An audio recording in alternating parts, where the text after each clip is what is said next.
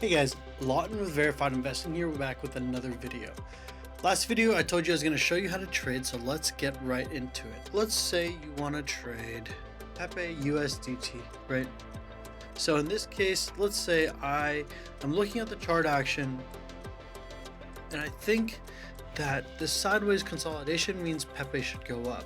Well, I can put amount of Pepe I want or the amount of US dollars I'd like to put into this.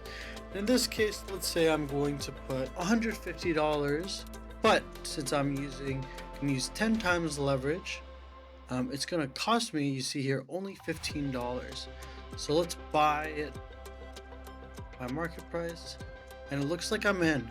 Another thing I could do is drag this and put in a stop loss. I can also add a take profit up here. So now my levels are in.